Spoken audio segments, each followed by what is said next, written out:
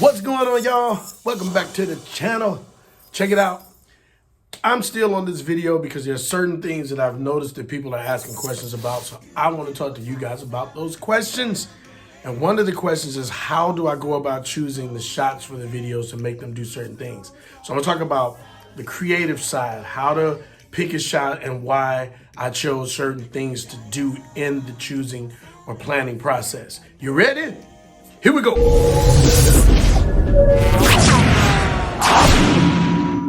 All right, so check it out. This is like one of my favorite things about filming and editing and putting a video together. And that is understanding the process, the mentality that goes behind why a shot is chosen and what you're trying to accomplish. So when I was doing this, I wanted to accomplish certain things and I needed to make certain things stand out, okay?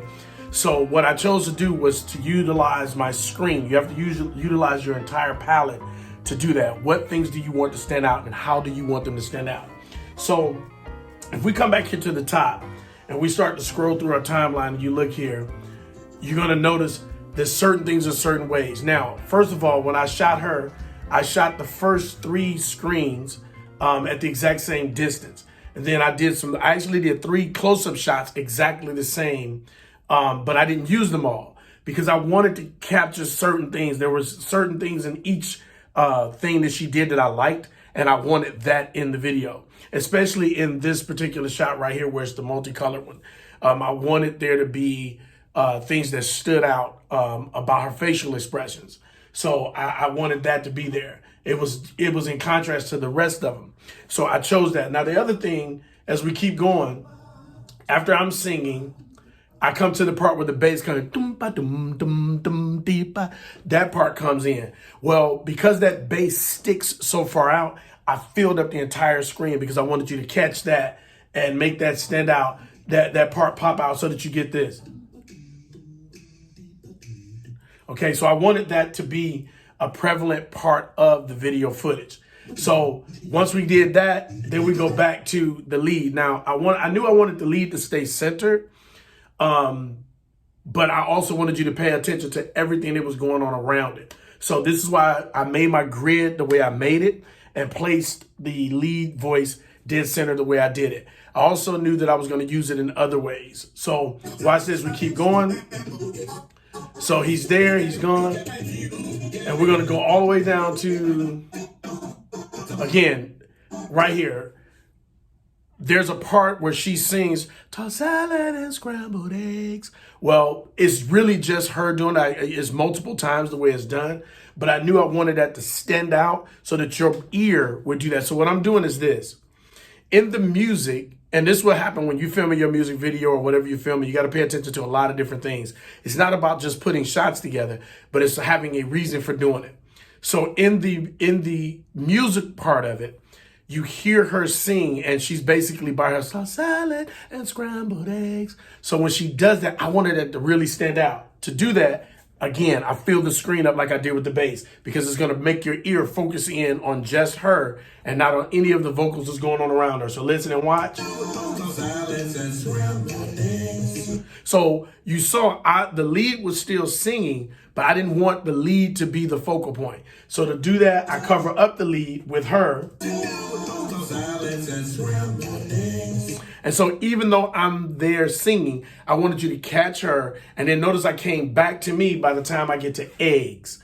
So when I get to eggs, I'm back on me. See that? But I continued the clip of her. Now, I'm going to show you how I did that. This right here is the clip of her. It is one long clip. And what I'm going to do to show you what I'm talking about is a trick, something that you can do in iMovie. And I'm going to slide this down just for now, out of my way. And I'm going to go back to just this basic clip of her, right? Now, if I take this clip and grab it and drag it out, you will get, where'd it go? You will get the rest of that clip. You catch that? Because all I did was cut the clip in half. So when I cut the clip in half, I knew I wanted this part of the clip to be big, full screen. So I went up, I hit the crop, made certain that it was cropped to fit. so that it would fill the screen. And then the second one, the second half, I left it in the box where it was. Okay. And I faded it right back in, and she comes in, and it's now just those two characters. My point is, I'm using the video to draw out things in the audio that I want you, the listener, the viewer, to focus on. I want you to focus on certain things. And I'm getting all kinds of stuff beeping in, but don't pay no attention. So I'm gonna go down a little bit further. Again, I did the same thing. Oh, I want to show you this shot. This is one in particular. Now, in that same exact line of her is this really, no, this is actually, I think, a different video clip, but she just was waiting on her part to sing, and she started acting a little goofy. And when I saw it, I thought, that's cool. Just her look, her facial expression. So I made it big and stuck it in there just for the fun, the lightheartedness of what she was doing. So again, a lot of times, even though you have a plan, some things happen spontaneously. Some things just take place. And when those things take place, you got to embrace them, use them where you can. So I did that. Again, I wanted you to focus on me. Now, what is a boy to do? So what did I do? I make it large, make it fill the screen. Now, right here, this next part, when I sing, now let me see if I understand ya, that part in there is really should be a bunch of people singing, but I have all of the parts where I'm singing it, but that would have been typical, a bunch of small boxes.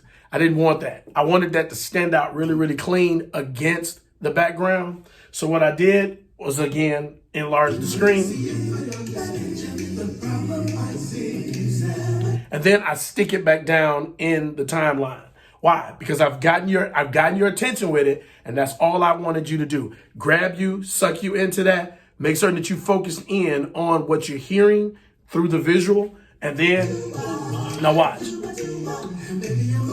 Now that I have your attention, I don't have to go big again. I can let all of the guys sing it because I have your attention. Again, I'm using the video to highlight something in the audio to draw you in. And I guarantee you, when you were watching this, when it went back down and them guys pop back up and they start singing that, your eyes immediately float down to them, even though up top, the background is still being sang. So watch. It's going to draw your eyes immediately.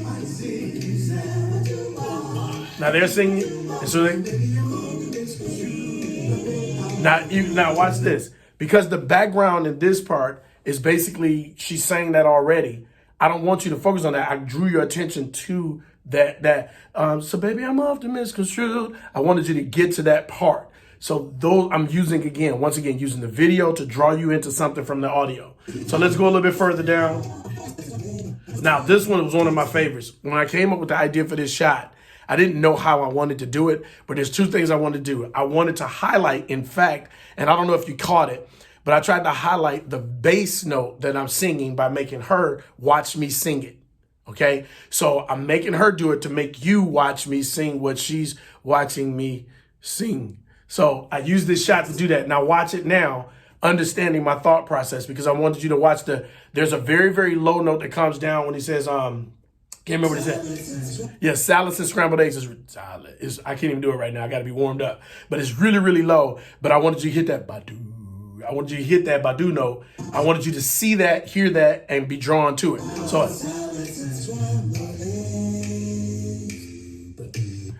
I wanted you to catch that note and focus on it, even though she was singing that other part before. So this time when she sang that same spot where I blew her up, I made it where we're both in the screen, so you focus on that one low note, or there's a group of low notes.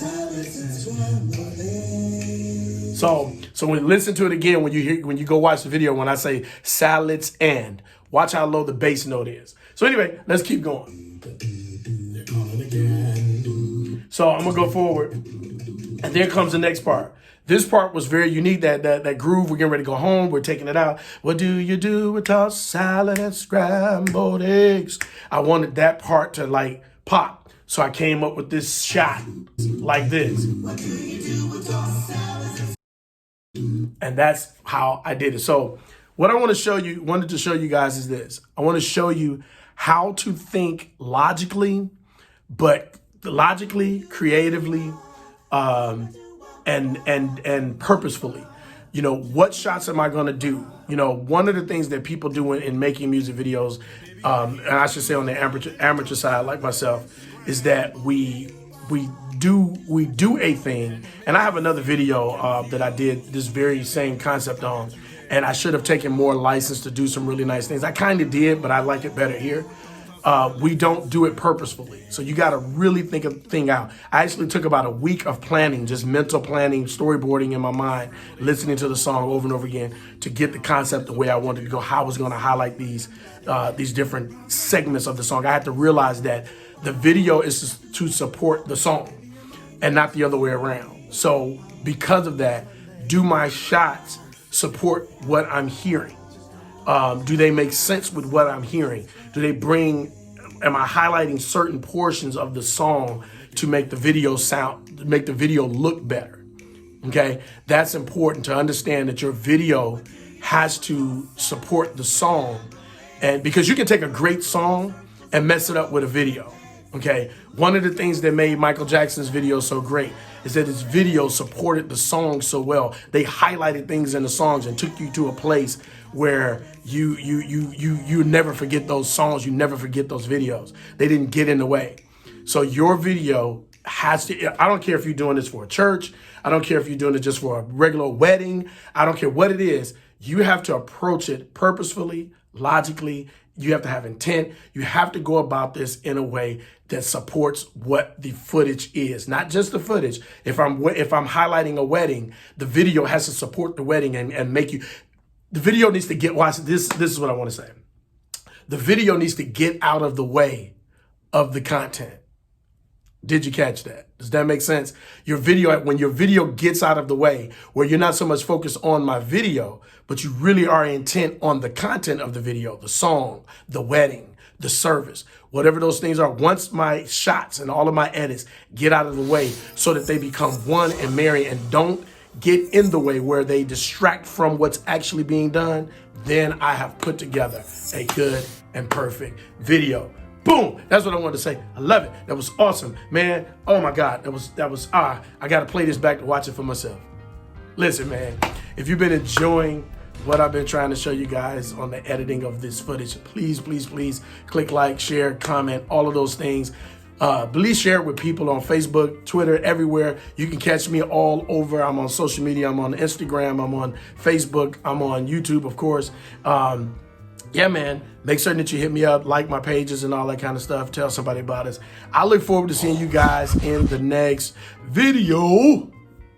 Peace.